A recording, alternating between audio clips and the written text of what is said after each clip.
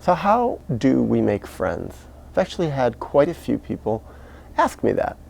I think the most important thing, first of all, is that we have to be friends with ourselves.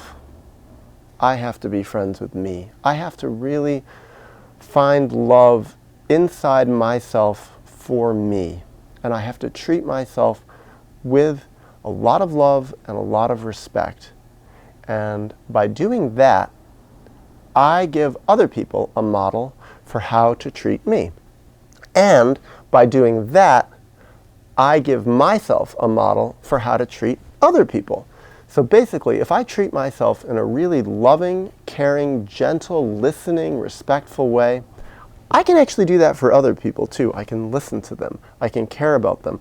I can honor what's important to them. I can see the beautiful inner self that they have, and I can respect that. I can acknowledge it.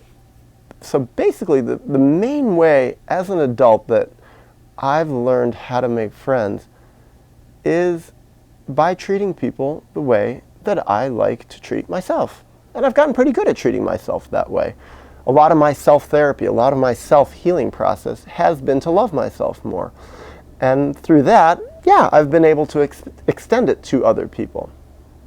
Now, another thing in being able to find friends is putting myself out there. Because if I stay inside all the time, if I stay isolated, I really don't meet people, and I really have no possibility of making friends. So how do I put myself out there? How do I get myself out into the world so I can actually meet people? The first thing is finding healthy environments. I heard a friend of mine say it once about 20 years ago, and it really stuck with me. It's, you meet really healthy people in really healthy contexts. So if I'm going to go to really unhealthy, troubling places, who am I going to likely meet? Unhealthy, troubling people. So I have to go to healthy places. So am I going to meet really good friends at 2 o'clock in the morning in a bar drinking? Chances are not.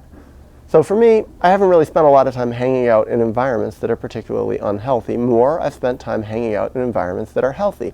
Now, granted, one of my things that can make it a little tough to meet a lot of people is that part of my healing process has been that I've spent a lot of time alone. I've really spent a lot of time with me, loving me. So really, yes, my main friend in my life is me. But also, I do need more than just me. Just me gets a little bit lonely, gets a little bit isolating, and it's a little bit exhausting, and I need more interaction. So yeah, getting out in the world. I have met a lot of people when I travel. I made a lot of friends when I'm traveling, because when I'm traveling and I'm out in the world, I can be very open, and I put a lot of effort into really openly treating people that I just meet with the same degree of love, or at least close to it, that I treat myself. And that really tends to work. People really like someone who actually is really curious about them, really interested in them, really listens really, really hard to what they're saying, really actually gives a lot of attention. And I've noticed that in the world, a lot of people actually don't really take me in or take anybody in that much. They're very self-absorbed in a way. Now, I don't think it's necessarily bad for me to be self-absorbed when I'm alone, but when I'm interacting with other people, self-absorption is not a very good quality for making friends.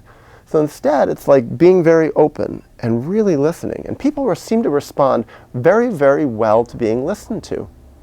It's like a basic way to show caring. I have also noticed that in the reverse. When I'm around people who have a real gift for listening, who can really take me in a deep way, I feel loved. I feel cared about. And what's my natural reaction? I want to spend more time with that person. That's someone who I really like.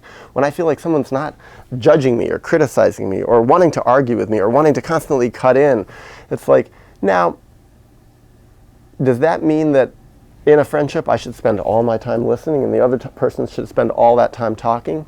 No. What I find that I really like in friendships is someone who does pretty much as much listening to me as I do to them. And that makes it really mutual, and that makes for a really nice friendship where there's a lot of mutuality. It's like there's a lot of give and take, and that to me is very special and important. So what else about how to get out into the world? Where to go? Where to meet special people?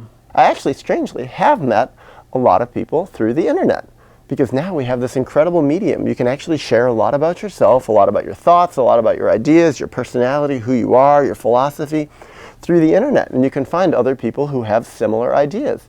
One way, yeah, has been through sharing myself through things like this, through this video, and through some of the movies that I've made and my writings and things like that, but also through finding other people who write really good things and make videos that I find really interesting. Because it's a chance to really scan a lot of people and to see who am I drawn to. And some of those people I've actually become friends with. And some people, yeah, who have found me over the years on the internet by different good opportunities, I've become friends with them. Now, a big problem is a lot of people are in totally different places. And often, it's not so satisfying for me to have friendships that are just virtual friendships over the internet. I really much prefer to actually spend physical time with people, face to face. I like that a lot more. I find that much more fulfilling.